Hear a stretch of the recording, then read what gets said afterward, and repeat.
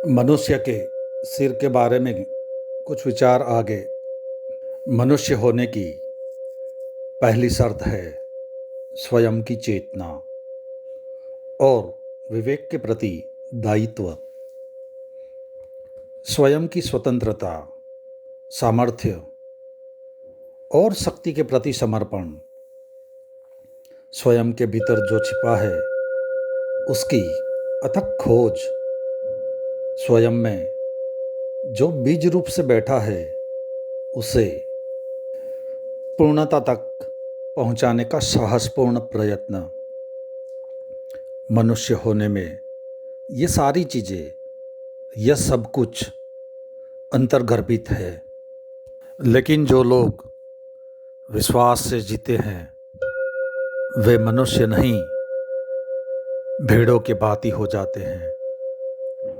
मैं यहाँ आपको एक घटना सुनाता हूँ। एक छोटे से स्कूल में एक अध्यापक अपने बच्चों को गणित के पाठ पढ़ा रहा था और उसने कहा, वह गांव गडरियों का गांव था। वहाँ बहुत भेड़ें थी।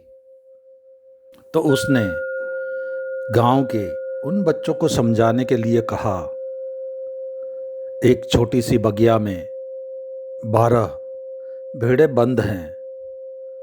अगर उनमें से 6 भेड़ें छलांग लगाकर बाहर निकल जाए तो भीतर कितनी बचेगी? एक बच्चे ने हाथ उठाया। वह बच्चा बहुत छोटा था। अध्यापक ने कहा, हाँ बोलो, आज तुमने पहली बार ही हाथ उठाया है।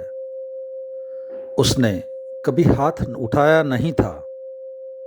वह बहुत छोटा था और नया नया स्कूल में आया था। उसने कहा, और प्रश्नों के बाबत में मैं जानता नहीं, इसीलिए चुप रहा, लेकिन इस बाबत में जानता हूँ। आपने क्या कहा? उसने अपना प्रश्न दोहराया। 12 भेड़ें बंद हैं।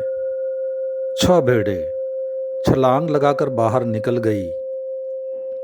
भीतर कितनी बचेगी? उस लड़के ने कहा, एक भी नहीं। उस शिक्षक ने कहा, क्या कहते हो? तुम्हें इतना भी समझ में नहीं आता है कि मैं कह रहा हूँ 12 भेड़ें बंद है, 6 उसे कूद कर बाहर निकल गई। उसने कहा, वह मैं नहीं समझता, गणित मुझे मालूम नहीं है, लेकिन मैं भेड़ों को जानता हूँ। मेरे घर में भी भेड़ें हैं। 6 भेड़ें अगर निकल गई तो भीतर एक भी नहीं बचेगी। उसने कहा, गणित तो मैं जानता नहीं, लेकिन भेड़ों को अच्छी तरीके से जानता हूँ। यहाँ इस छोटे से बच्चे की बात सोचने योग्य है, क्योंकि भेड़ें निकल जाएंगी सभी, क्योंकि भेड़ होने में अंतर्गर्भित है अनुगमन, फॉलोइंग, दूसरे के पीछे जाना। इस वजह से सारी भेड़ें निकल ही जाएगी। बस आज इतना ही, बाकी अगले अध्याय में।